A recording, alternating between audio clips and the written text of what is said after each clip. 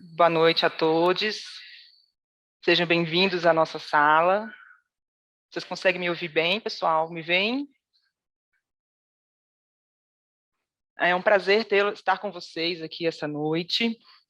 Para quem ainda não me conhece, e aí agradeço as palavras da Aline, meu nome é Maria Carmen, sou consultora técnica e científica da IDEOV, graduada pela Universidade Federal de Juiz de Fora, mestre e doutora pela Universidade de São Paulo. E quem me acompanha essa noite é a outra consultora técnica, Amanda. Amanda?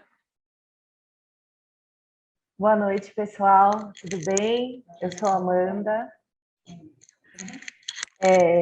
Como a Carmen disse, é um prazer estar com todos vocês. Eu sou mestre pela Universidade Federal do ABC e eu espero que a noite de hoje seja bastante produtiva, bastante prazerosa, que a gente possa trocar bastante conhecimento e sair com mais conteúdo, mais informação aí sobre a cannabis medicinal. Obrigada, Amanda. Mais uma vez, reitero aqui as palavras da Aline, as palavras da Amanda, agradecendo a presença de todos. Esse momento, né, o curso, é muito importante, né, para a Indeov. Né? Nesta sala, a gente dá continuidade ao nosso objetivo, que é levar aos profissionais de saúde, né, informações relevantes, baseadas em evidências científicas, né, sobre o uso medicinal da cannabis. Eu me reconheço muito em vocês como profissionais que buscam melhorar a qualidade de vida dos pacientes e cuidadores, já que é isso que nos move, não é? E que querem, né, mergulhar nesse universo do sistema endocannabinoide, né, comandado pelo sistema endocannabinoide, que foi recentemente descoberto, mas presente em vários animais e que movimenta um potencial, né, de pesquisas e um potencial clínico muito grande. Eu tenho certeza, espero que todos aproveitem bastante esse encontro, né, que vai ajudar a todos nós a compreender um pouquinho mais, né, de forma prática, os benefícios do uso da cannabis.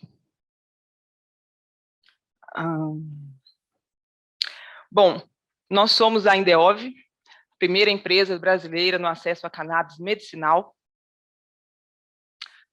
Nós fazemos parte, né, do setor de cannabis a ser selecionada, a primeira empresa a ser selecionada pelo Programa das Nações Unidas para o Desenvolvimento, para o escalonamento global, devido ao seu alto impacto social.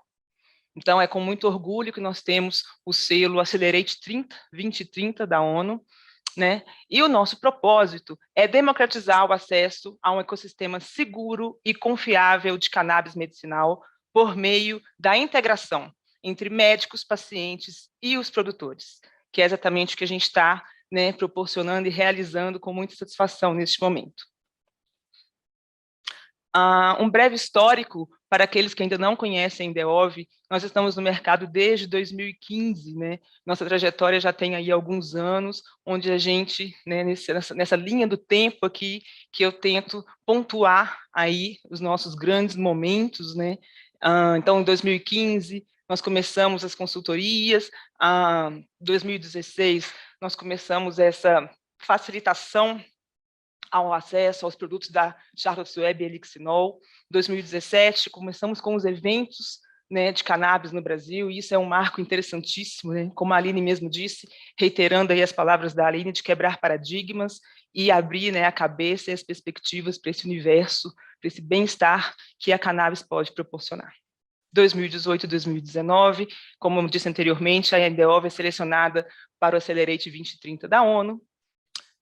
E, dentre os nossos serviços, né, o que nós oferecemos aos pacientes? Né? Nós oferecemos acolhimento, então nós temos uma equipe de suporte especializada, capacitada, composta por profissionais da saúde, então farmacêuticos, gerontólogos, psicólogos, que vão acompanhar e ajudar o paciente e cuidadores nesse trâmite de importação aos produtos de cannabis.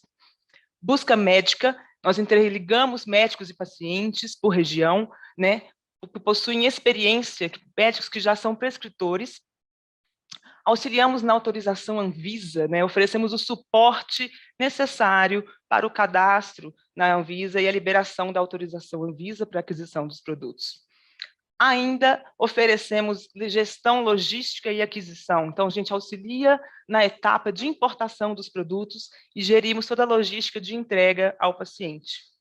E o suporte terapêutico, né? Um suporte contínuo aos nossos pacientes em todas as etapas do uso de produtos de cannabis.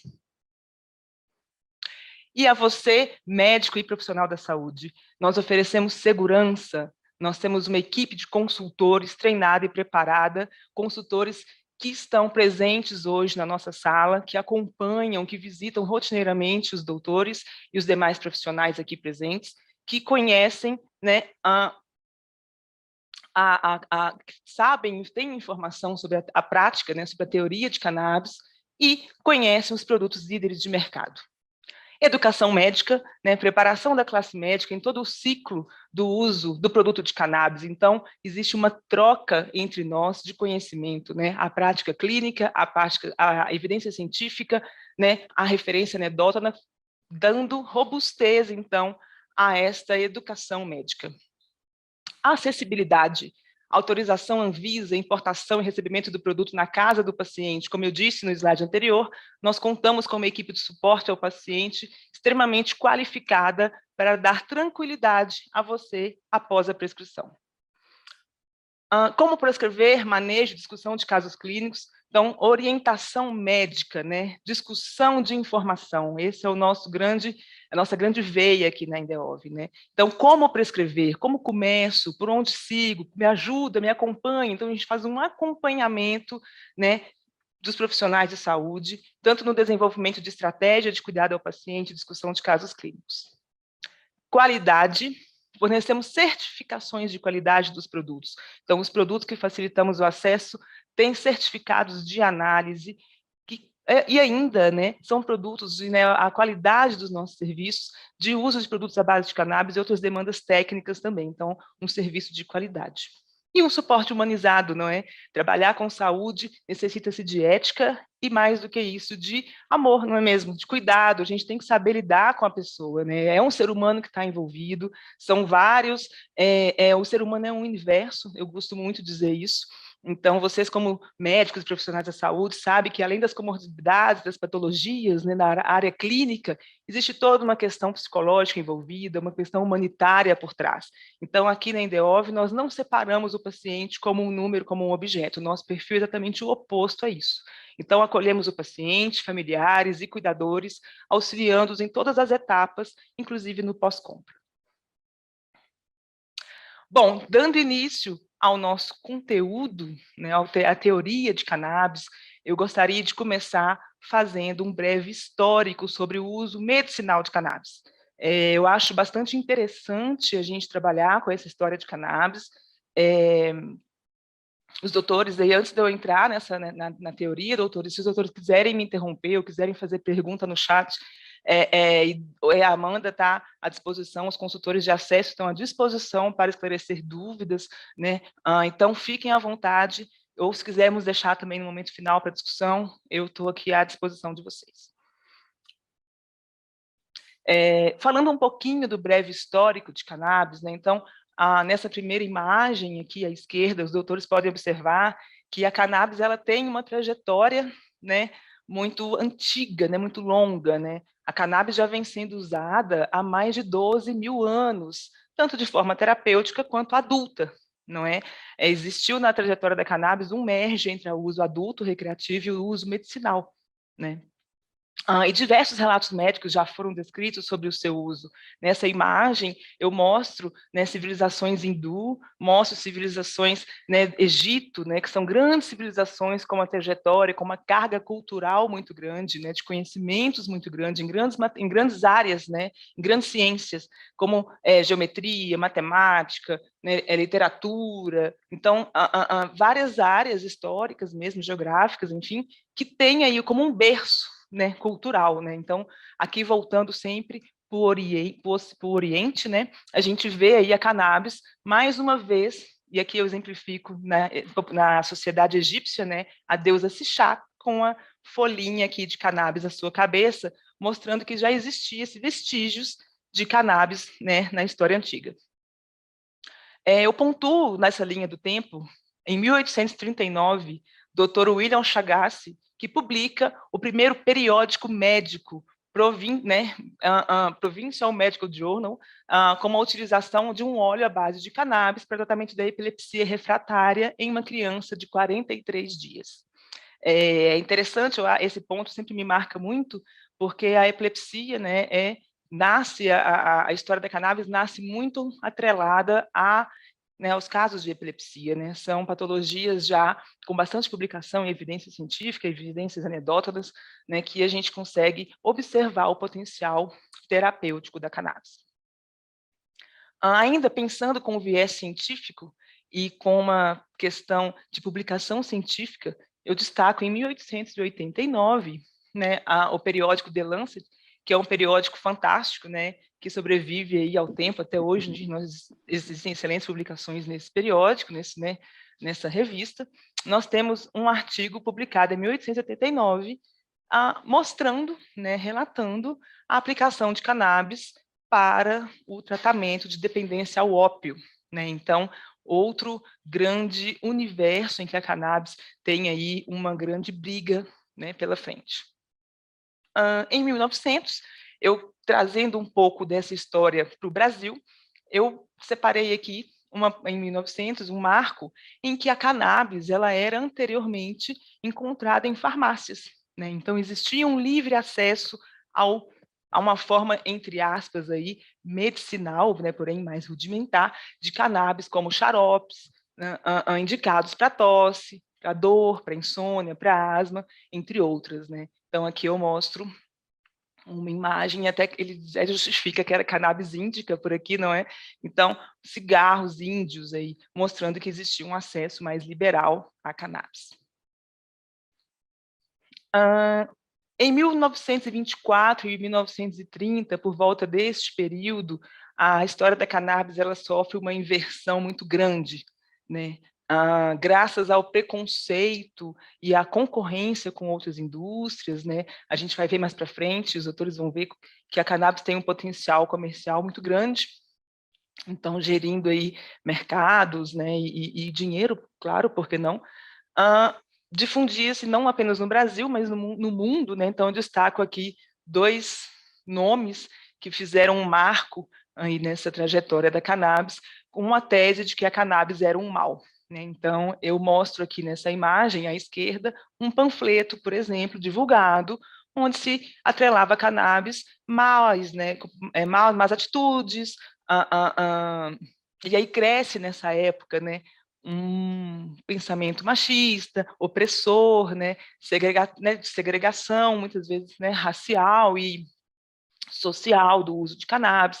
Então, existiu-se aí um período em que a cannabis foi depreciada, né, por muito tempo, com propagandas que circulavam a bel prazer. Depois disso, mais para frente, em 1964, eu não poderia deixar de falar do grande, né, do ilustre professor doutor Rafael Michelin, que é um marco aí na trajetória da cannabis, talvez um dos próximos aí candidatos a um prêmio Nobel, por que não, né, da Escola de Medicina da Universidade Hebraica de Jerusalém, que padroniza uma técnica para isolar o THC da cannabis, né? O professor Michelin teve acesso, tentando trazer um pouco, exemplificando um pouco desse marco, né? Acesso a haxixe, a toda uma questão social e política que existia lá na época em Jerusalém, e ele tem aí essa ideia, né, esse marco de trabalhar com cannabis, com haxixe, e ele consegue elucidar a estrutura química do THC e do canabidiol. Então, a gente tem aí um marco histórico que a gente não pode desconsiderar, visto que hoje no mercado e na publicação científica, a gente tem a base em cima do THC e do CBD, muitas vezes, né? Agora que tem crescido bastante literatura com canabigerol, com CBN, CBV, mas na cannabis nasce atrelada aí, principalmente a parte medicinal, né? Então, em 1964, a gente passa por um período anterior de escuridão do conhecimento, e aí eu gosto muito de brincar, né, que traz aí um renascimento científico em 1964, com Michelin trazendo luz aí a essa informação de extrema relevância. Em 1988, a gente tem a descoberta de que o cérebro humano possui receptores que reagem ao THC. Então, a equipe do Michelin, junto com a doutora Allen, né, mapeia esse conjunto de receptores e dá o nome, então, do sistema endocannabinoide, que a gente vai ver mais para frente um pouquinho sobre isso. E, pouco a pouco, a cannabis foi reconquistando o seu espaço, né, o terapêutico, como moduladora do sistema endocannabinoide. Né? É um sistema que orquestra vários outros sistemas, a gente vai ver o quão fantástico, e eu gostaria, espero que os doutores aqui sejam, né, são apaixonados pelo sistema endocannabinoide e também impressionados, né, com o quão eles podem manipular e interferir, né, em várias vias já conhecidas do sistema, né, do organismo humano. Visto um pouquinho do nosso histórico, do histórico de cannabis, eu gostaria de apresentar um pouco os constituintes da cannabis, né?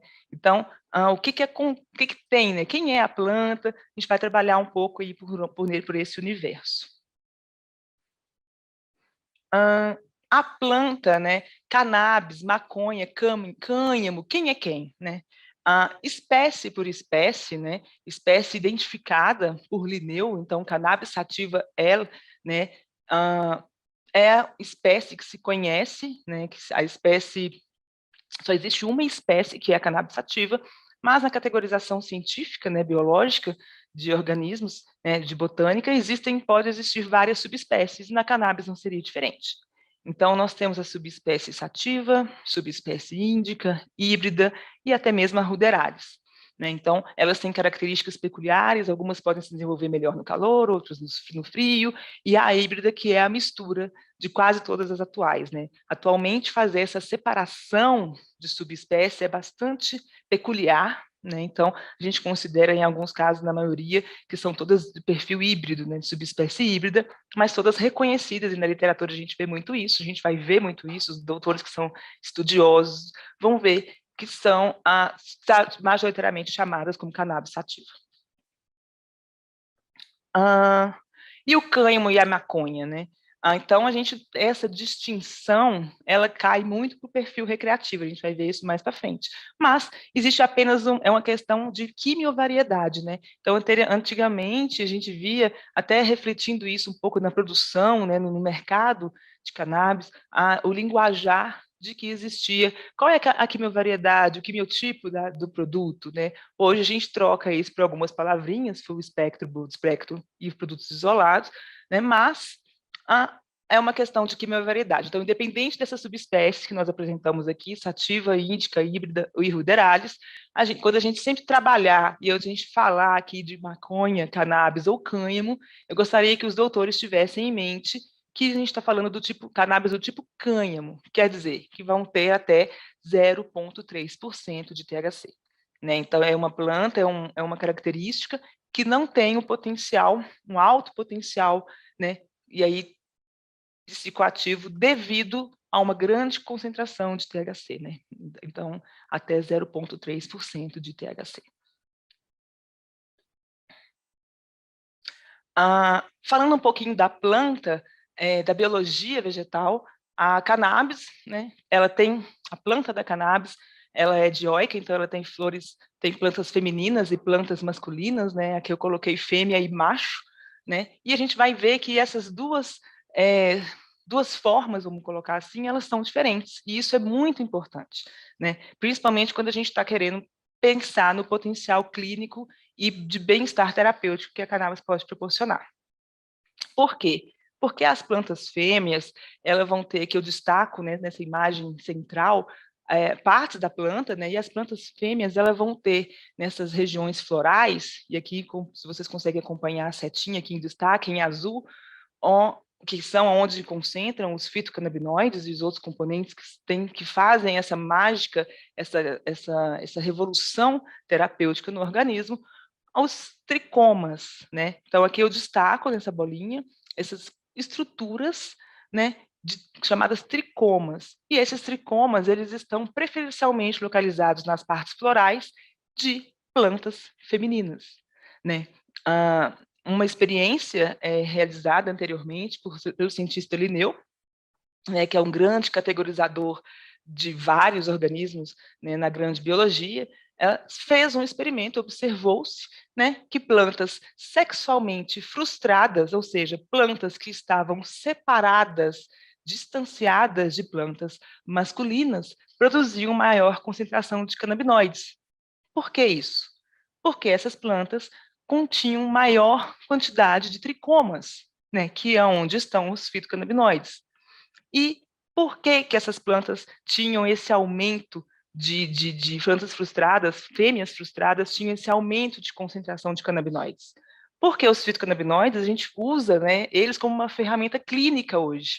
Mas os fitocannabinoides e os componentes secundários da planta, que são os terpenos e os flavonoides, que também têm uma grande importância clínica terapêutica, são responsáveis por outras funções na biologia vegetal. Então, aqui eu coloco uma imagem à direita representando essas funções.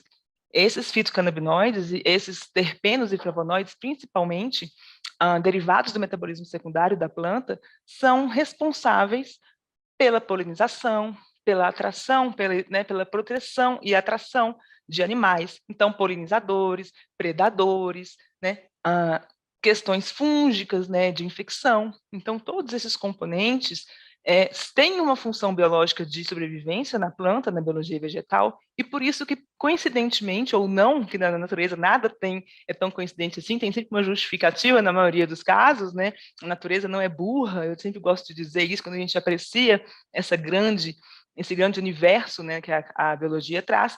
Plantas sexualmente frustradas produzem, não à toa, maior concentração dos fitocannabinoides, né? Então, essa ferramenta, esse comportamento, vamos dizer assim, para nós é extremamente importante, principalmente quando a gente pensa em cultivo, né? Quando a gente discute cultivo e discute origem dos produtos, né? Então, produtos que são oriundos de partes florais, são produtos com maior potencial terapêutico, porque podem ter maior concentração dos fitocannabinoides. Aqui, só reforçando um pouco isso, né, eu mostro nessa figura em A uma floração feminina, em B eu destaco os tricomas e em C eu mostro a estrutura, né? Então, nessa parte superior redonda, né, nessa cavidade secretória, é que estão concentrados nas flores a maioria dos fitocannabinoides. Então, vocês podem observar aqui no cantinho, na direita, que as flores compreendem cerca de aproximadamente 10, 12%, que é extremamente superior, né? 10 vezes superior às folhas, 100 vezes superior aos ramos, e mais ainda em relação às raízes. E os constituintes da cannabis, hoje, que nós conhecemos, né, existem mais de 500 compostos, né, dos fitocannabinoides da cannabis que são conhecidos. Né? Então, 120 canabinoides aproximadamente já foram, né, identificados, e entre eles, vários outros componentes. Mostrando um pouquinho, aqui nesse slide eu gostaria de pontuar um pouquinho com os doutores sobre a biossíntese desses canabinoides. Né? A gente vai falar mais para frente a biossíntese dos terpenos e flavonoides, bem brevemente, para a gente entender um pouco como isso acontece, né, na biologia vegetal, mas a biossíntese dos canabinoides, ela é uma biossíntese organizada, né? Elas existem uma rota, uma via de produção que se convergem, né, a uma molécula percursora, né, a um ponto de inversão, vamos dizer assim, de inflexão dessa curva, né, vamos dizer assim. Então, formas ácidas. Então, o CBGA é o ponto de encontro ali, né? É o cerne dessa biossíntese dos canabinoides. E o que eu gostaria de mostrar para todos aqui é que, a partir dessa CBGA, a gente pode chegar à produção de outras formas ativas, né? Então, os fitocannabinoides, eles são primariamente encontrados nos vegetais na forma ácida. E esses canabinoides percursores, né? Esse canabinoide percursor de forma ácida, a se modificar para uma forma ativa depende da radiação e da luz azul, por exemplo. Né? Então, radiação ultravioleta e luz azul. Isso nos remete a pensar que quanto mais uma planta está em cultivo, vamos dizer assim, quanto mais madura é essa planta, maior pode ser o potencial de canabinoides encontrados, né, nas regiões florais, lá nos tricomas, como eu mostrei no slide anterior. Né? Então, o que eu gostaria de chamar a atenção aqui para os doutores é que essas formas que nós conhecemos hoje, nas pequenas siglas de CBC, CBN, THC e o CBD, eles convergem para um percursor, né, inicial comum da forma ácida.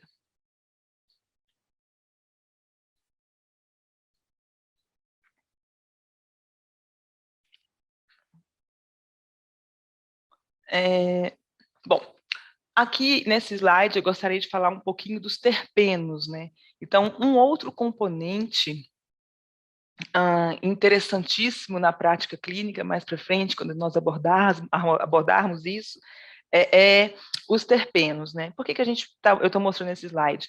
Porque os terpenos são biologicamente responsáveis pelo cheiro e pelo sabor, né?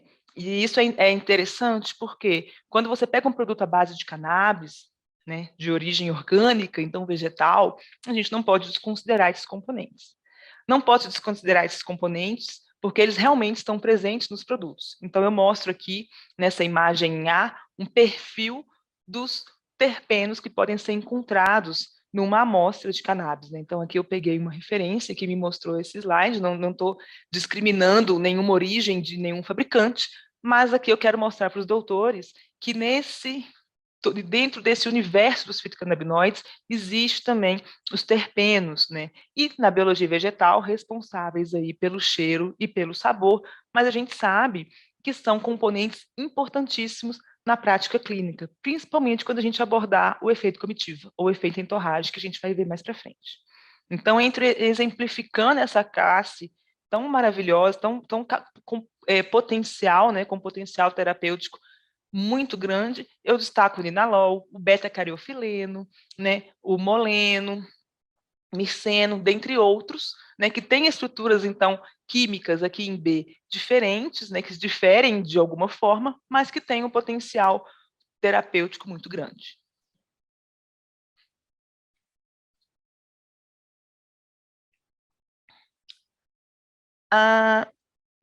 Aqui, quando eu falo dos flavonoides, né, eu imagino que os doutores também já tenham ouvido falar muito nesse termo, né, principalmente na literatura e na prática clínica, principalmente quando a gente fala de produtos, né, os flavonoides, eles também têm uma função biológica. Então, o que eu quero mostrar nessa introdução dessa parte biológica vegetal é que a gente apropria-se da cannabis como uma ferramenta terapêutica de sucesso, devido exatamente aos componentes que ela tem, né? Então, tanto aos fitocannabinoides, que nós vimos, né, mais anteriormente, tanto como os terpenos e agora como os flavonoides, que são os principais responsáveis pelo pigmento, né? Então, a canflavina a quercetina, entre outros, tem também um potencial terapêutico, né, e uma função biológica. Nessa imagem à direita, eu gostaria de mostrar que existe também uma biossíntese organizada, eu não vou entrar em detalhes aqui, não é o nosso principal objetivo, mas existe uma biossíntese específica, né, da cannabis para os flavonoides, né? Então, a planta ela tem a sua biologia, a sua organização né, muito bem orientada e organizada e selecionada para devidos fins. E que todos esses componentes que eu mostro, né, os canabinoides, os terpenos, os flavonoides e os demais constituintes, então, proteínas, ácidos graxos, esteróis e demais componentes, né, que estão nessa atmosfera vegetal, estão presentes também nos produtos de cannabis. Por isso que é importante a gente fazer essa aproximação dos doutores com a biologia vegetal, né?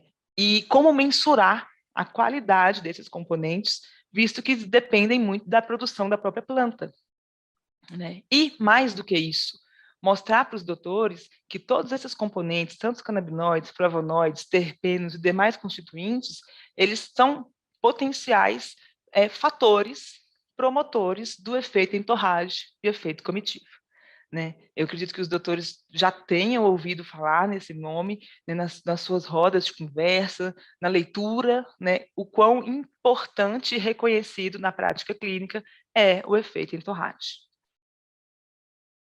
E para mostrar para os doutores aqui, eu selecionei 2 artigos, né, que mostram aí a importância dos terpenos e né, tanto na ligação, na interação dos receptores do sistema endocannabinoide com os fitocannabinoides e demais componentes, como o potencial que esse perfil terapêutico pode ter.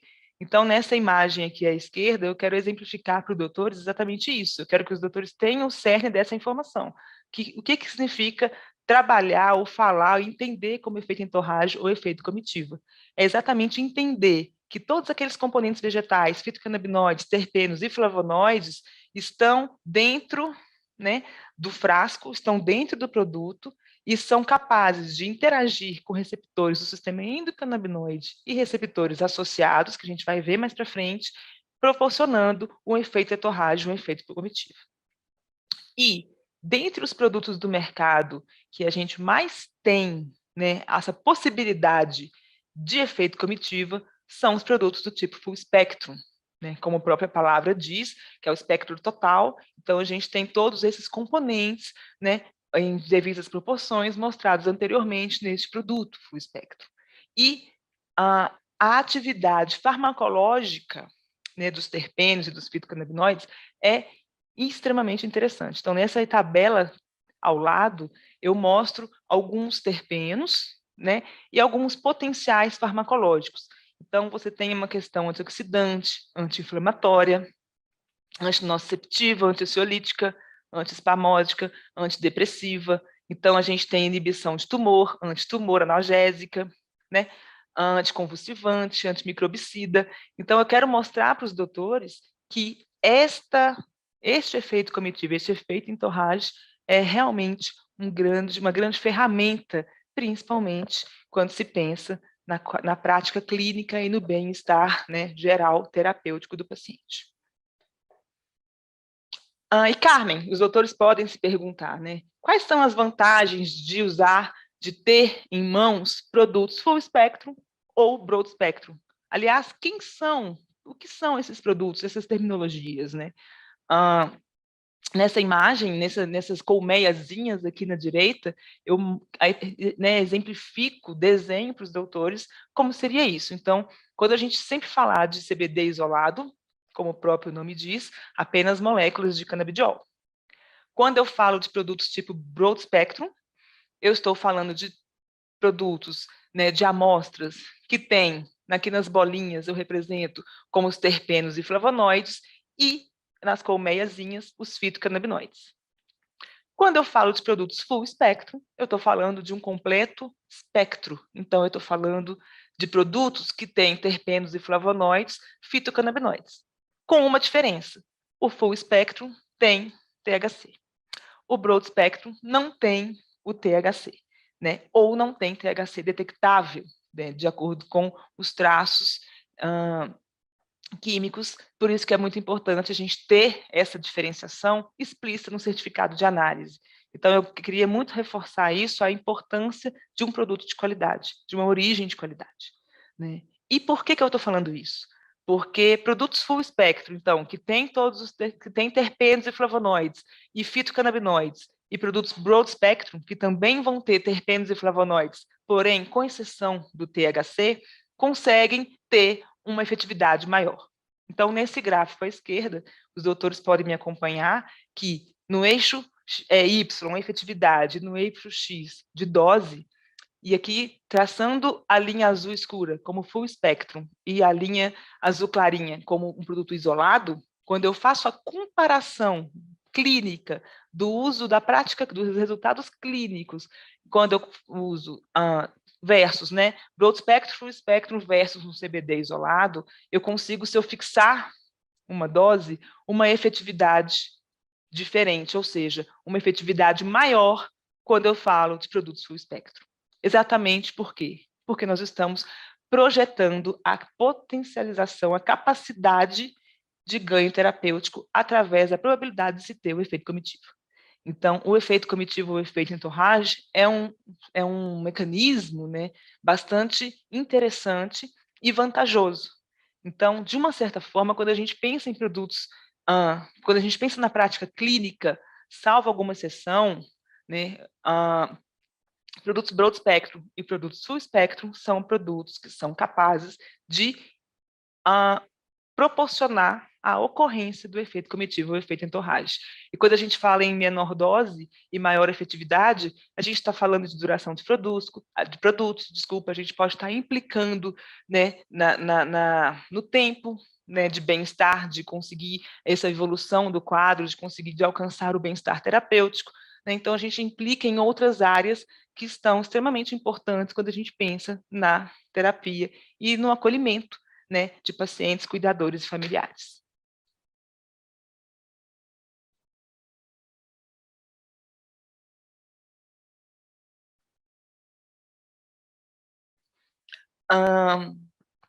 Nesse slide, doutores, eu gostaria de chamar a atenção exatamente para isso, né? Esse é um estudo de meta-análise que mostra a redução de crises convulsivas com produtos à base de cannabis, né? Nessa tabela, eu destaco em azul, né, o total de relatórios, né? Então, a média aqui de uso de CBD puro, e em vermelho eu destaco aqui a possibilidade de produtos de uso, né, de relatórios que fizeram o uso de canabidiol, né, de extratos ricos em canabidiol. Quer dizer, extratos que não são apenas canabidiol isolado, canabidiol puro. Então, em azul, a gente está falando do canabidiol isolado, eu até vou voltar no slide anterior, nessa primeira colmeiazinha aqui, e em vermelho eu estou trabalhando com produtos full espectro ou broad spectrum, que são conhecidos no mercado também como produtos ricos em canabidiol. E vocês podem observar, os autores podem observar a implicação direta, né, na dose diária, na média da dose diária, né, miligrama quilo dia. Então, relatórios que mostraram para crises convulsivas o uso de canabidiol isolado, a gente vê uma maior dose média de dose diária, quando eu comparo com produtos que usaram, né, com pacientes, com relatórios que tiveram o uso de produtos ricos em canabidiol, de extratos ricos em canabidiol. Então, vocês podem observar uma diminuição de até 3 vezes menos da dose, né? Então, vamos colocar um exemplo, vamos tarar uma média de 23, 22 miligramas quilo aqui, a gente tem 7, é a maior aqui, miligrama quilo dia, quando a gente pensa no uso de produtos ricos em canabidiol, produtos broad spectrum e produtos full spectrum. Então, claro, salvo alguma exceção ou salvo alguma decisão, né? Lembrando que a deliberação da escolha do produto é sempre do médico ou do profissional de saúde responsável pelo paciente, mas aqui eu mostro essa diferença gritante e fascinante, né? E provavelmente esses candidatos podem ter evoluído o quadro, né? Ganhado um bem-estar terapêutico com essa dose menor, principalmente por conta do efeito comitiva também associado aos potenciais efeitos, né, psicoativos e orgânicos, né, e sistêmicos do canabidiol e de outros componentes.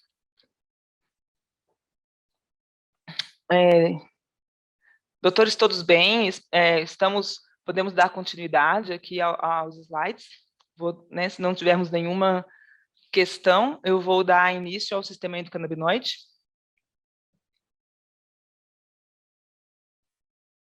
Vamos lá. Como eu disse anteriormente, né, quando eu pensei no preparo dessa aula para os doutores, né, eu gosto sempre de mostrar um pouco do passado, né, eu acho muito importante mostrar a trajetória de tudo isso e ter uma base, né, é a questão da sedimentação, né, ter uma pedra filosofal ali para a gente continuar a nossa discussão. Nesse slide eu faço exatamente isso. Quando a gente pensa em sistema endocannabinoide, a gente não pode pensar só, né, fechar nossa cabeça, por mais que a gente tenha um foco humano, que ele foi descoberto em seres humanos, mas que existe um passado, assim como a cannabis. Então, quando a gente pensa evolutivamente, né, na evolução do sistema endocannabinoide, a gente vai voltar lá nos invertebrados, né? Então, fazendo esse elástico aí, né, intelectual, a gente pode pensar que outros organismos já tinham, né, tem até hoje sistema endocannabinoide. E se esse sistema endocannabinoide é conservado na evolução, né, até os seres humanos, isso justifica-se por si só uma importância, uma relevância desse sistema. né? O papel do sistema endocannabinoide nos invertebrados, eles vão ter diversas funções, né, referentes à biologia daqueles organismos. Então, quando a gente pensa no sistema endocannabinoide em moluscos, aqui nessa tabela, por exemplo, em anelídeos, em quinidários, né, em organismos, então, marinhos até mesmo, né, que é onde a água é o berço da evolução biológica, a gente vê alguns componentes do sistema endocannabinoide presentes, desempenhando diversas funções. Então, aqui eu destaco a presença da anandamida, a presença de outros componentes 2-AG, que são moléculas endocannabinoides humanas, que também estão presentes, né, no sistema endocannabinoide de invertebrados. Né? Isso, para mim, eu acho fantástico. Eu acho assim, interessantíssimo o quão evolutivamente foi conservado e o quão, entre aspas, recente, né, tardiamente, a gente deu atenção, lançou-se luz ao sistema endocannabinoide. Mas de que é composto, Carmen, esse sistema endocannabinoide? Né? O sistema endocannabinoide, para a gente conhecer um pouco do sistema endocannabinoide, a gente tem que pensar em 3 pilares: os receptores endocannabinoides, os endocannabinoides e as enzimas de síntese e degradação desse sistema, visto que o sistema endocannabinoide é um sistema, muitas das vezes, ativado sob demanda. Né? Então, existe um processo de síntese e degradação dessas moléculas. Né? E é o que a gente vai ver aqui agora. Quando a gente pensa no sistema endocannabinoide, né, e aí eu gosto muito, né, desse conceito que o Michelin trouxe em 2013, e eu mostro eles aqui para os doutores, que o sistema endocannabinoide ele é um regulador fisiológico, homeostático, amplamente distribuído no nosso organismo. Eu acho essa frase fantástica e de uma soberanidade, assim, de uma soberania gigante, né? É de uma soberania gigante, né? É até redundante, mas uma soberania importantíssima quando a gente pensa em patologias, quando a gente pensa no quão o sistema endocannabinoide hoje pode modular vários quadros, né? Por ser um regulador, já é muita coisa, fisiológico, nem se fala, né? A manutenção da homeostase, então, incrivelmente fantástico e amplamente distribuído. Então, nessas imagens abaixo, os doutores podem ver vários locais, vários sistemas, né, que o sistema endocannabinoide pode estar aí amplamente difundido, distribuído, né, não só como os receptores CB1 e CB2, mas também compostos endógenos semelhantes a cannabis por todo o corpo, que são conhecidos hoje como os endocannabinoides. Quando a gente pensa em receptores canabinoides, né, a gente vai falar em receptores CB1 e receptores CB2. Né? Existe-se uma discussão, né, que, né, alguns textos, alguns autores tendem a considerar o receptor, né, de potencial transiente valinoide, TRPV, a família TRPV1, TRPV2, enfim, outros componentes, como o terceiro receptor do sistema endocannabinoide, porque ele está sempre associado ao receptor CB1 e presente em grande modulação desse sistema. Mas, focando no cerne dos receptores que compõem o sistema endocannabinoide, a gente vai encontrar, né, na literatura, e os autores já devem estar familiarizados com isso, o receptor CB1 e o receptor CB2. Né? Então, nós temos 2 tipos de receptores. Esses receptores são receptores acoplados a proteínas G, né? São receptores transmembranas, ou seja, nessa imagem à esquerda os autores podem verificar que são receptores que atravessam a membrana e passam em 7 regiões transmembranas, e isso para um receptor, quando a gente pensa em interação molécula-receptor, isso é de grande relevância. Então, a gente tem receptores que são transmembranas, que têm um grande, né, compridos, por sinal, 7 regiões transmembranas é um número considerável, né? E esses receptores acoplados à proteína G já abre a porta para uma grande discussão. Né? Proteína G é uma das proteínas de sinalização celular, de início de cascata de sinalização celular. Então, isso já mostra o quão regulador, como diz o conceito do Michelin, pode ser o sistema endocannabinoide. Né? Haja vista esses receptores CB1 e CB2. E esses receptores CB1 e CB2, eles estão foram caracterizados em invertebrados. Então, esses dois tipos de receptores, tanto o CB1 e CB2, estão presentes em humanos, em ratos, camundongos, né, como eu disse, anfíbio e peixes, por exemplo, pássaros, por exemplo.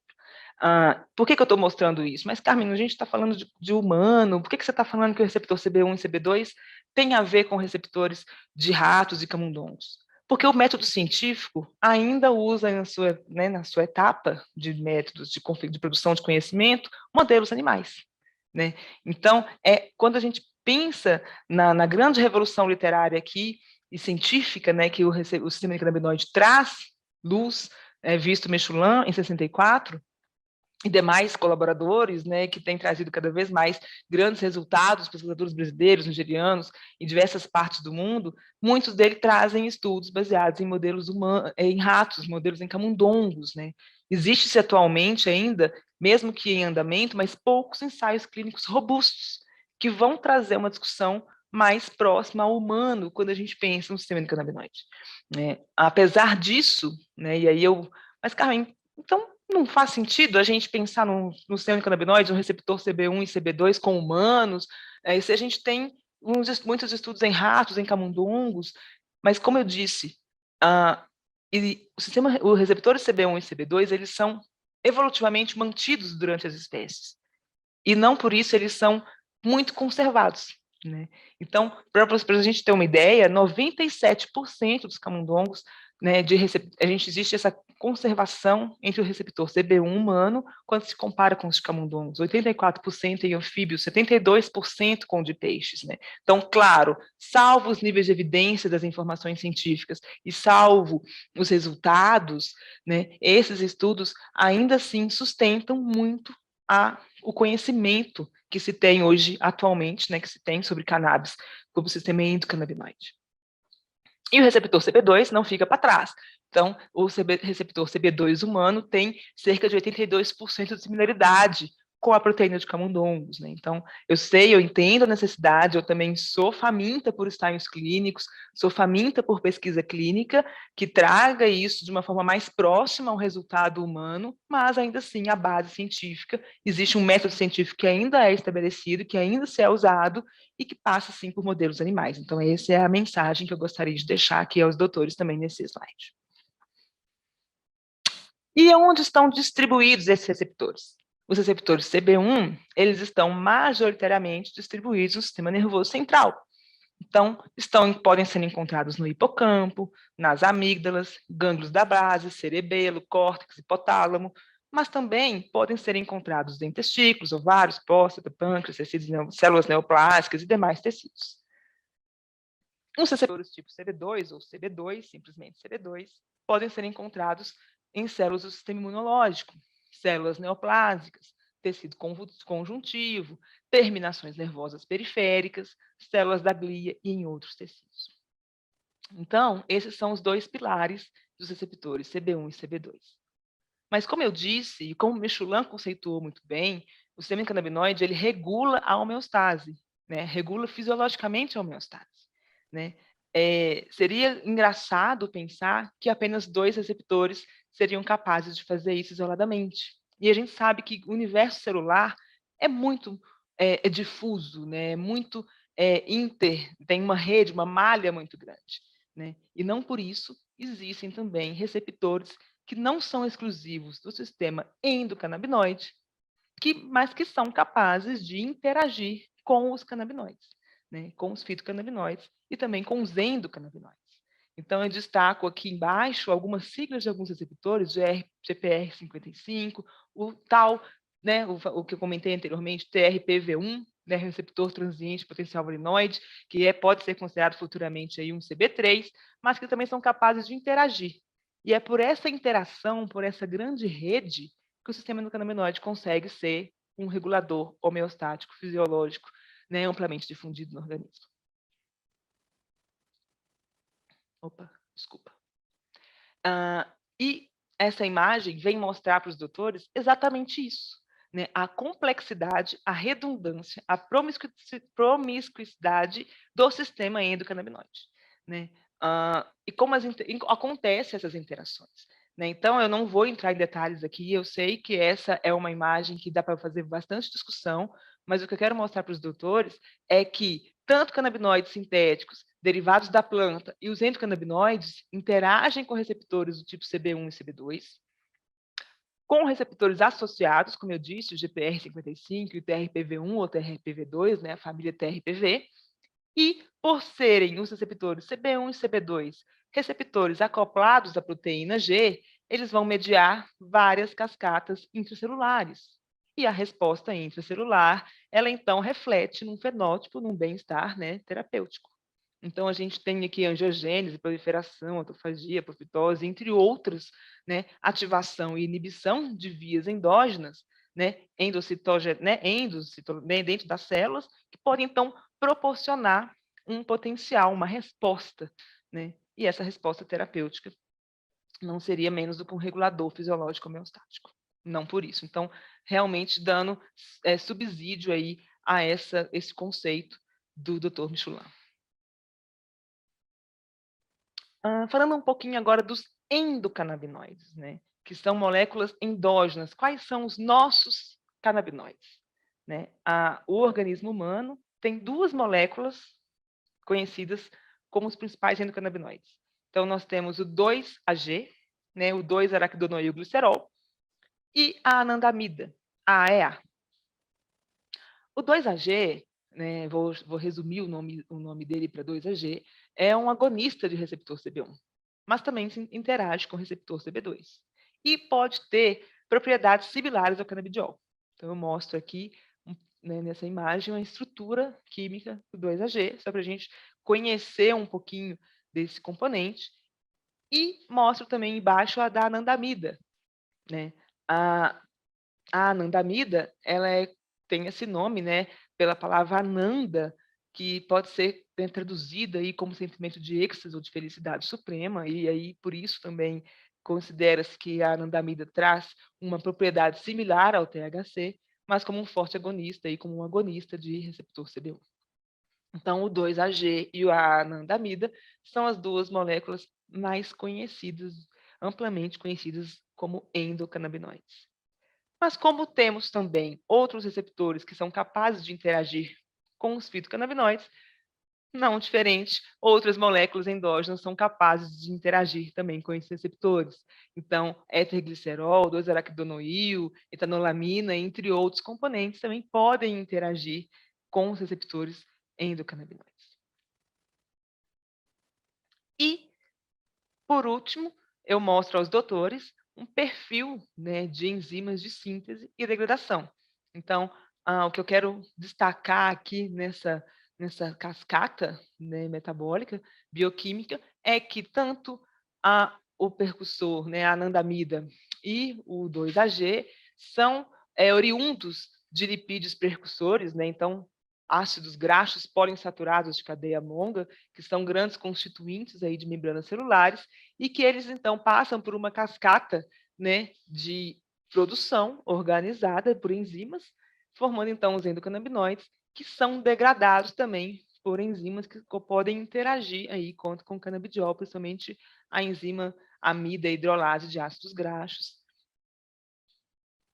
E então, sendo degradada em ácido araquidônico, etanolamina, ou a glicerol e ácido araquidônico. Então, o que eu quero mostrar é que existe uma produção, uma fonte em comum, também de lipídios percussores, que são, então, né, organizados, modificados até formar os componentes endógenos, que também são, cada um deles, organizadamente degradados até os seus produtos de degradação.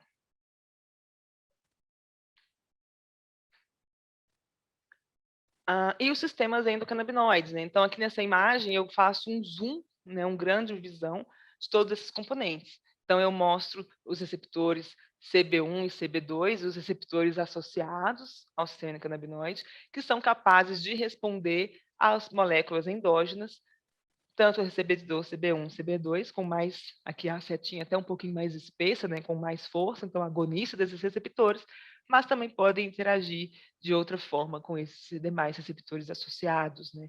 Então essa é a grande interação e a grande rede de produção desse sistema endocannabinoide. e de uma forma interna a gente consegue observar aqui a produção e a degradação desses componentes desse sistema endocannabinoide.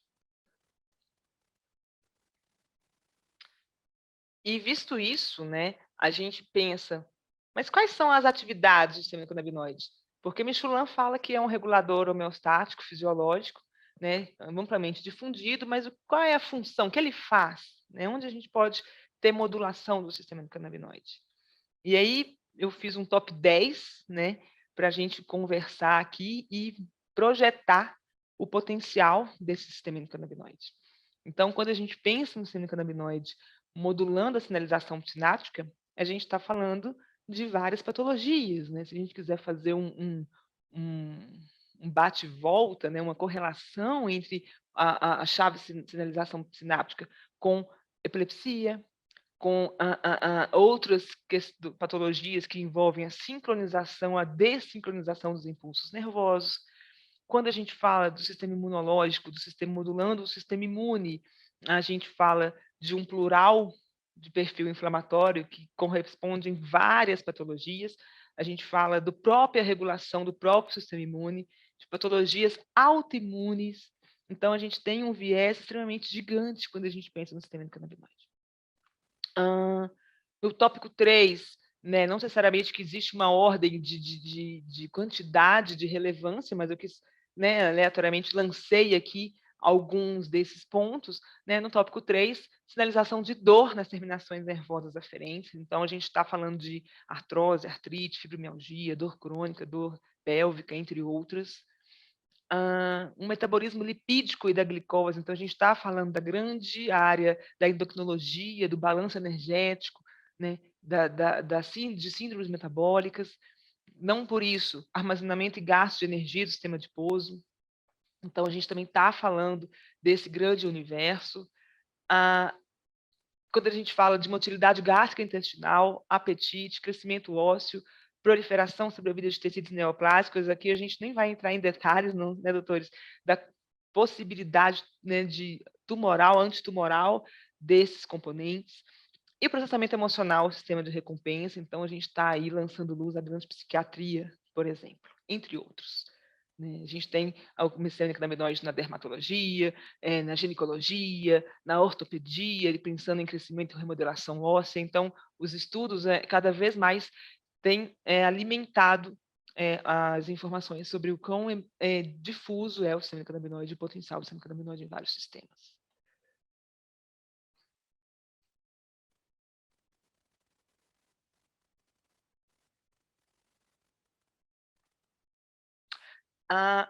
Falando um pouquinho, doutores, então, nos aspectos práticos, né, na utilização de óleos ricos em canabidiol.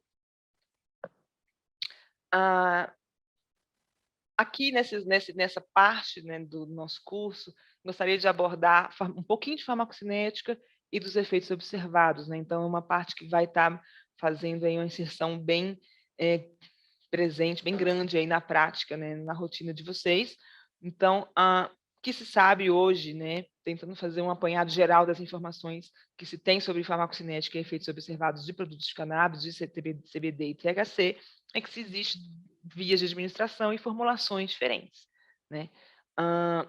Existem a possibilidade, em alguns artigos discutem bastante alguns ensaios intravenoso, inalatório, mas eu vou focar, né, nas vias de administração oral, por exemplo, cápsulas, sublingual, óleos e tópico, como o próprio nome diz, né, uso local. Que são as vias de administração que mais se tem aplicação e produtos hoje no mercado. Então, quando a gente pensa, por exemplo, em cápsulas no uso oral, é interessante a gente pensar na baixa disponibilidade, na menor disponibilidade de entrega do canabidiol, né, e principalmente do canabidiol, aí, focando no canabidiol, mas e dos fitocannabinoides. Né, aproximadamente, existem alguns artigos que discutem até 6% de biodisponibilidade. E por que isso? Né? Porque eles sofrem um metabolismo de primeira passagem no fígado. Né? Os canabinoides, os fitocannabinoides, eles são metabolizados no fígado, né, pelo grande complexo enzimático do citocromo P450. Né? Então, as tão conhecidas CYPs são os principais metabolizadores dos fitocannabinoides. E por isso, né, por fazer essa deglutição, né, essa deglutição direta dos fitocannabinoides, das cápsulas, através das cápsulas, a gente pode ter um pico de concentração aí do canabidiol aproximadamente 120 minutos. Quando a gente pensa numa formulação sublingual, a gente pensa numa retenção sublingual antes dessa deglutição, porque inevitavelmente o paciente vai deglutir, né, a saliva, ali, acúmulo de saliva na cavidade bucal, né, oral. Então, não tem como não deglutir, mas quando a gente pensa numa via de administração sublingual, eu gostaria que os autores tivessem em mente a possibilidade, é claro que existem casos e casos, pacientes e pacientes, mas a possibilidade, sempre que possível, de pedir para que o paciente faça essa retenção sublingual. Por quê? Porque a gente evita esse metabolismo, tenta-se evitar esse metabolismo de primeira passagem. E a gente tem aí até a possibilidade de duplicar ou até triplicar, né, até mais, né, do que os 6% a biodisponibilidade. Então, a gente tem relatos na literatura de até 35% mais, né, biodisponibilidade, maior disponibilidade quando se compara às cápsulas. E a gente tem um pico de concentração aí de aproximadamente 60 e 90 minutos, né? E por que que a gente tem esse ganho de biodisponibilidade? Porque os canabinoides são altamente lipofílicos, né? Então, a gente se apropria dessa rede vascular sublingual, dessa mucosa que nós temos, né, na cavidade oral, para evitar esse metabolismo de primeira passagem no fígado pelas CIPs, né? Então, a gente tenta fazer essa entrega do canabidiol mais rapidamente. E o uso tópico, né? Então, quando a gente fala em uso tópico, a gente obviamente está pensando numa ação local e não sistêmica, né? Sem a utilização de ferramentas e compostos que facilitem essa absorção. Então, os produtos de uso tópico, eles têm que ter componentes que facilitam essa entrada do canabidiol, do THC, né, nos receptores locais ali, né, epidérmicos, muitas das vezes, e algumas terminações nervosas, né? Então, é um uso complementar, né? É interessante a gente eu não conheço, mas aí também na minha experiência, né, os doutores podem me dizer depois, compartilhar aí as suas experiências ao final comigo, eu fico muito faminta de ouvi-los, mas o uso complementar, né, junto principalmente com a aplicação sublingual, com o uso sublingual, desculpa, ou até mesmo com o oral, né? Então a gente tem a administração transdérmica, existe esse potencial de administração transdérmica de canabinoides, né? E sabe-se de informações de estudos in vitro, né, com pele humana, que a permeabilidade do canabidiol é 10 vezes maior do que o THC. Então, os produtos, é interessante quando a gente pensa em produto, que a gente tem um produto com componentes que facilitam esse emoliente, essa entrega dos canabinoides através da ação local. E quando a gente pensa em formulação, né, a gente tem que entender que cada fornecedor, cada laboratório, cada fabricante trabalha com uma cepa específica de cannabis, e isso faz com que tenha um perfil diferente dos componentes, os flavonoides, os terpenos, os canabinoides dentro do frasquinho, né? Então, por isso que eu gosto de começar com aquela introdução da biologia vegetal, para a gente entender aqui, quando a gente pensa em produtos de origem diferentes, de regiões diferentes do globo, de importação diferente, a gente pensa numa variação de cepas e, consequentemente, numa variação dos perfis dos componentes dos fitocannabinoides e dos demais componentes, né? Principalmente quando trata-se de frutos full spectrum e broad spectrum. Então, e por que isso? Porque, como eles são frutos do metabolismo secundário, e a planta, a cannabis, ela é conhecida como uma planta que consegue, mais do que, né, naturalmente se entende por vegetal, captar os componentes do solo, a gente pode entender que cada produto tem ali alguma proporção diferente de alguns desses componentes, fitocannabinoides, terpenos e flavonoides, e essa variação desses componentes, associada à própria variação do sistema endocannabinoide do paciente, pode resultar no fato de que cada paciente pode se adequar melhor a um produto específico ou ao outro.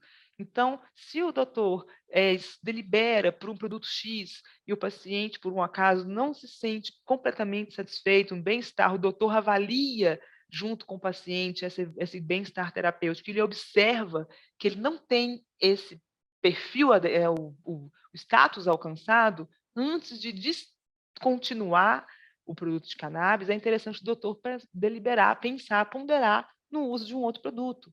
exatamente porque a origem, a produção desses produtos, dessa biomassa vegetal, pode interferir no produto específico. E interfere também, como a gente faz, esse potencial de terpenos e flavonoides varia, e eles são responsáveis pelo cheiro e pelo sabor, também pode trazer aí essa variação, né, quando a gente pensa nos produtos, né, em lote para lote. Então, isso é legal, é real a gente comentar também sobre isso.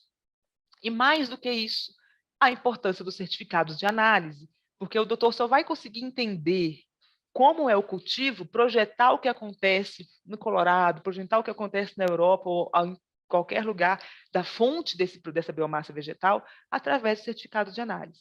E assim o doutor consegue garantir a concentração dos fitocannabinoides e garantir a qualidade do produto. Um ponto importante que, né, a gente sempre tem que considerar é que a ideia da Endeov é passar informação, né? Então, a nossa ideia não é, nosso principal pilar é difusão da informação, a troca de conhecimentos, né, da classe médica, da classe científica, com os pacientes, fazer esse elo, como eu disse anteriormente, no início do curso. E, por isso, a gente tem que falar, e é claro, falar, os consultores de acesso também são capazes de discutir isso, os eventos adversos mais relatados com canabidiol. Então, por que a gente fala isso? Porque a cannabis, a gente não vende a ideia de que cannabis é para todo mundo. A cannabis pode ser para todo mundo. A gente está falando de saúde, a gente está falando de um componente de canabidiol, de THC, de CBD, que vão modular regular, né, como diz o conceito de Michelin, fisiologicamente, um sistema amplamente difundido. Então, pode ocorrer num período adaptativo, né, ou até mesmo em altas dosagens, sonolência, uma mudança de consistência nas fezes, pode ocorrer sedação, redução do apetite ou variação do apetite, alterações hepáticas, então a gente pode ter alguma alteração no perfil enzimático do fígado, principalmente, então, né, hepáticas, então a gente consegue, é interessante que o doutor avalie o potencial desse paciente para receber o produto de cannabis, né, dá uma avaliada depois de algum tempo, como estão as enzimas hepáticas e por quê? Porque os fitocannabinoides também são metabolizados pelo fígado, né, como vários outros medicamentos, e ali a gente pode ter uma interação medicamentosa, e assim a gente perde o potencial terapêutico, tanto do produto alopático, do produto da medicamento tradicional, quanto da cannabis. E a gente tem efeitos colaterais que podem ser aí bastante incômodos, né? Como o paciente ficar muito sedado, por exemplo, né? Dores abdominais, muito pela mudança de consistência nas fezes, náuseas, diminuição da pressão arterial em algumas doses, né? A cannabis ela tem um potencial hipotensor. E, né, mas aí, doutores, eu vou só concluir esse slide para a gente falar, mas o que eu queria também deixar claro é que a consultoria técnica científica, ela dá esse suporte aos doutores, né? Então, assim, eu estou mostrando, né, estou falando como alguns pontos de atenção, mas sempre que os doutores tiverem alguma discussão, discutindo caso clínico, a Amanda e eu estamos à disposição para auxiliá-los quanto a isso e orientá-los e acompanhá-los, né, junto com o paciente. E as contraindicações, né, do canabidiol. Então, a gente também sabe que existe relatos na literatura de contraindicações, né, que sugerem algumas atenções, alguns pontos de atenção no manejo. Então, falando um pouquinho desse manejo, de uma forma generalizada, a gente tem que tomar bastante cuidado, doutores, quando os pacientes fazem uso de medicações que causem a sedação. Porque, como a gente viu no slide anterior, a cannabis pode gerar uma sedação. E assim a gente pensa muito, principalmente né, no paciente ficar prostrado, do paciente ficar, né, na verdade, muitas das vezes os pacientes buscam a cannabis para poder ter qualidade de vida, até para continuar interagindo, né, vivendo com a familiar, em algumas patologias a gente sabe que eles se isolam, então trazer esse retorno de função, né, nos pacientes. Então, tomar bastante cuidado com o potencial de sedação da cannabis, quando a gente fala do período adaptativo e no período de altas doses, quando faz principalmente outro uso de medicamento. Ainda assim, outros medicamentos são metabolizados pela CYP. Então, toda vez que o medicamento for metabolizado por conjunto de CYPs, 2C19, 3A4, 1A1, 1A2, 2C9, 2D6, principalmente anticonvulsivantes, a classe de benzodiazepínicos, alguns antiagregantes plaquetários, né? Então, quando a gente pensa também em xarelto, varfarina, são interessantes a gente, né, os doutores deliberarem com atenção. E aí eu reitero o que eu disse anteriormente, a consultoria técnico-científica consegue auxiliá-los, né, nessa decisão. Fazendo uso de medicamentos hipotensores, né, principalmente quando a gente pensa em altas doses, a cannabis tem um potencial hipotensor. Quando a gente pensa em pacientes idosos, a gente pode ter também esse cuidado. E pacientes com disfunções hepáticas, né, isso aí de uma forma geral, até para qualquer medicamento, não só a cannabis, que é metabolizada majoritariamente pelo fígado, né. Essas são algumas das contraindicações, né, da cannabis. É um ponto que é interessante, que sempre tem discussão, é em relação às gestantes. Então, muitos trabalhos não sustentam essa decisão, depende muito do caso clínico, né? Não se tem dados clínicos seguros para afirmar se é 100% seguro, se tem uma margem de segurança significativa ou não. Então, é realmente deliberar do que deve ser melhor, né, estabelecido aí pelo doutor, o uso em grávidas, né? Existem trabalhos em modelos animais que mostram um perfil teratogênico da cannabis, dos produtos de cannabis com fitocannabinoides, né? Existem estudos que mostram, né, a análise química do leite materno, em que podem ser, então, podem atravessar aí a placenta, podem atravessar o leite, né, sem o digerido pelo né, recém-nascido, pelo leite materno. Então, é deliberar, né? Não existe um consenso ainda no uso de grávidas, né? Só dando esse frisando aqui, mas é sempre deliberado pelo médico, pelo profissional de saúde responsável junto ao paciente. Então, aqui eu mostro um modelinho de prescrição, onde a gente tem aqui as informações do paciente. Aqui embaixo, os doutores me acompanhando aqui pela setinha, a gente tem informações sobre os produtos e dose, então tem a descrição do produto, a dose, a quantidade de frascos, né, por ano. Informações, então, aqui nessa imagem do carimbo com CPF, CID, carimbo médico. Então, sempre que o doutor puder trazer essa informação, colocar na prescrição, mostrar essa clareza, é legal, mas precisa-se, sim, de nome completo, informação dos produtos e dosagens, carimbo e CPF do médico, né? E dados do consultório. Então, é interessante que a prescrição tenha endereço, cidade, estado, telefone, CEP, ali também, para compor. Então, esses aqui são os pontos básicos chaves para uma prescrição branca simples, para o paciente ter acesso ao produto à base de cannabis. E trazendo uma luz a esse passo a passo, então o doutor prescreve, né, o médico, o profissional odontológico, da odontologia prescreve o produto à base de cannabis, o médico fornece, né, o contato da equipe, a equipe de suporte ao paciente, como eu disse, uma equipe extremamente qualificada para acompanhar e acolher cuidadores médicos, né, pacientes e familiares. A Indeov, coletando essa prescrição, acompanha e orienta os documentos de comprovação de pessoa física necessários, e aí acontece toda a orientação e acompanhamento do cadastro do paciente no site do Gov, autorização da importação de Anvisa, e com a autorização de importação em mão, o paciente recebe o produto em casa. Então, a equipe de suporte ao paciente consegue acompanhar essa logística, né, junto com a nossa área operacional, sabe, né, com tranquilidade para o cliente receber o produto em sua residência, né? E eu não poderia deixar de falar da nossa, né, pontuar esse nosso serviço de qualidade e suporte ao paciente, porque o apoio humanizado e personalizado, ele está envolvido diretamente à prática clínica de produto de cannabis, né? A gente viu que o sistema endocannabinoide é único, a gente viu que o sistema endocannabinoide varia, reage de forma diferente, interage com vários componentes, e por si só é uma terapia, é um uso, né? É uma prática humanizada e personalizada, né? Então, não por isso o suporte ao paciente também tem essa função, tem essas características. A Indeov traz isso com os consultores de acesso, com as consultoras técnicas, com a equipe de suporte ao paciente, disponibilizando, então, informações de produtos de alta qualidade, orientação sobre os passos necessários em todas as etapas do uso de cannabis. Eu gostaria de encerrar essa transmissão, né, com o meu sincero agradecimento a todos os presentes. Gostaria de agradecer, então, a você que está aí me assistindo, que está comigo por todo esse período. Muito obrigada. Para mim é um prazer estar aqui falando com todos vocês, né? Esse evento é para vocês. A Indelv faz com muito carinho, a área técnica faz isso com muito dedicação para vocês. Estão aqui os consultores de acesso, toda a equipe da Indelv para dar o suporte a vocês. Então, os doutores seguirão daqui acompanhados. Fiquem tranquilos, nós vamos continuar a nossa conversa. Gostaríamos de agradecer a presença de todos.